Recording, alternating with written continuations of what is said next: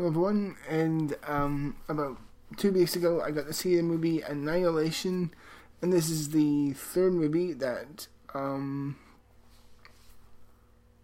Alex Garland, I believe. Is it Alex Garland? Hopefully, I guess. This is the third official movie that Alex Garland has made. It's been announced like 2 weeks ago or something like that, where he officially officially claimed that he directed Dread, which I love, is one of my favorite comic book movies of all time.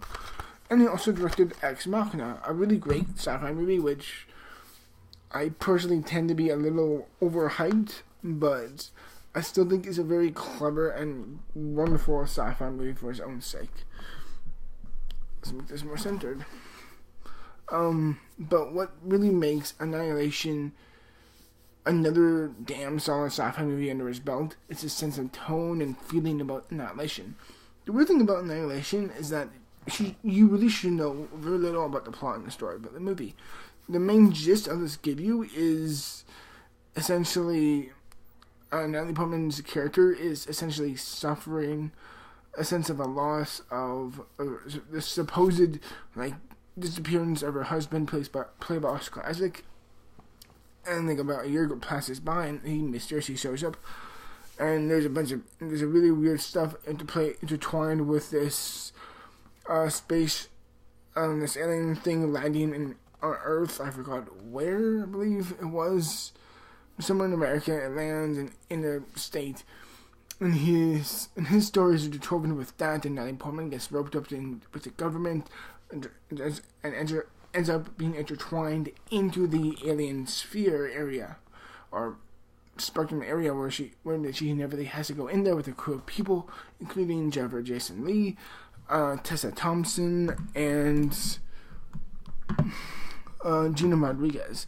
And I gotta say, the cast is really damn stellar, and all of them know how to work to their damn strengths.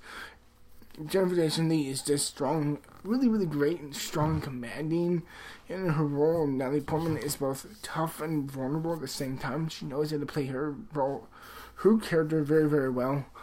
And I also really love Tessa Thompson's presence in the movie. I thought her as kind of like, the brilliance thing about the character, the brilliance about the characters in the movie of this is this: they never play for the archetypes or stereotypes of what you traditionally see in a sci-fi movie. Are they like a bumbling idiots? No. Are they cliched women in the roles? No. They all play their very strengths, and yet know how to play their benefits of the characters as also being flaws, and they know how to present that in such a unique way. And I thought the moment, if you've seen the movie by now, which I assume you have, the point where they find the video camera and onwards, I think everything after that is damn stellar. I think the second half of the movie is like exactly 2 hours, pretty much. Oh shit. Don't worry. But it's like the movie's only like 2 hours, and really, I found the first hour for me, at least, was a little hard to get through, although I was pacing. It's weirdly enough, it's weird for me because it's kind of like rekindling on last year's Blade Runner 2049, where I thought the first build up towards what it was going for, I thought it was really begrudging, and thought it was really tedious. I'm like, okay, let's just get towards what this movie should be focusing on. And I think it really adds it. And then once it gets to that point, I think its tone just matches it perfectly and goes on straight through. I love the visual style in this movie. It's bleak, but not towards the point of it being disinteresting. There's still a slight sense of vibrancy to the color palette once you're in the sphere. It's almost like a light pink honey glaze to the look of it. And I think it's interesting. It's dull to give you the sense of a feeling where it feels almost like it's having an effect on them, but it never feels dull for our senses. It feels like we're never going to get tired, but you get the sense of this is the atmosphere that is trying to set up. And I think it's beautiful because of that. Also, again, if you've seen the movie, there's a particular scene where they're tied up in chairs.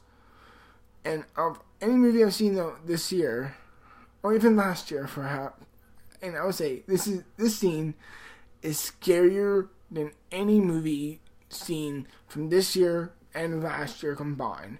I thought that scene was terrifying, and I legitimately felt like I couldn't move in the theater. Although my dad was poking me like a complete idiot, trying to freak me out. Jerk. But what I thought that scene itself was terrifying. I thought it was really, really well done.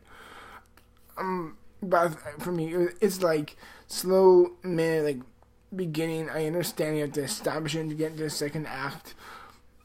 But I thought it was very begrudging, and I thought the pacing was kind of redundant. I thought some of the moments. The movie's told in a flashback sense. This is a huge spoiler, but it is a sense of how it's being told. So whenever you are coming back to her, like she's telling Benedict Wong's character, who's in this like biohazard suit, and he's like, "Alright, tell me what you've seen, know from your experience." And when we flash back to her and in all those scenes, at least for me, that took away a lot of suspense and thrill from her character, because at that point, to me, that essentially identifies that she in the end, no matter what, survives. It's being told from a flashpoint perspective. So I've just had, as much as I care for her character, I just didn't feel any stakes or anything was on the line for her whenever she was in there. I felt like no matter what, she was just going to get out of there eventually. So for me, the sense of that was kind of lacking. Also, not only the sense of the storytelling, but I thought from that perspective of flashbacks, I thought that really did not work for the film's factor, in my opinion. Also, not to mention, I complained about the movie's first half act being somewhat begrudging and kind of tough to get through. Not that interesting. I will say this. Also, the way it cuts back towards her past relationship with Oscar Isaac, and what also happens between the 1 year gap of her being away from her husband, it's very interesting in seeing how she copes with what's happening, at least for her perspective. And I think that's a very powerful angle to focus on, how someone grieves for someone's loss. Either they're dead or they're gone or whatever happened, even though he left.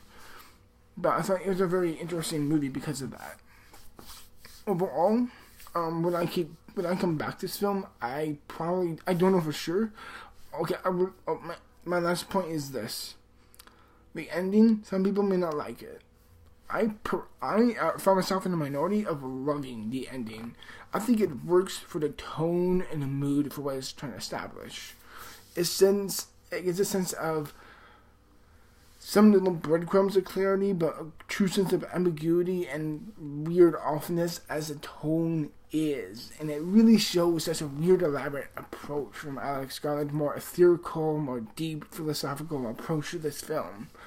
Now, personally, I probably like this film over Ex Machina, which I kind of think is a little overrated to begin with.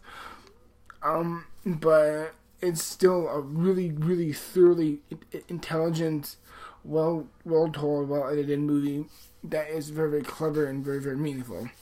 You know, loved the second half, but I do not care. I thought the first half was just kind of hard to get through. But I thought the second act was really strong, and I thought, that's what we'll the film, in my opinion. And overall, in my classic 100% rating scale, I would rate, at least for me, I would rate Annihilation an 81%. And no. I would give it an 83%. I just thought the first half was very difficult to get through, and I wasn't much of a fan of the way it was told from a storytelling perspective. But as it is as a whole, I thought this was a very clever, ambitious movie, and I thought it was very, very well done. And thank you for watching as always. Until then, have a good. I'll be also uploading my review, which I got to see Love Simon recently. So being prepared, look out for that. Everyone, as always, thank you for watching. Click right here to subscribe. Click right here to see my last video. As always, till then, thank you very much for watching, and bye-bye. Have a good day.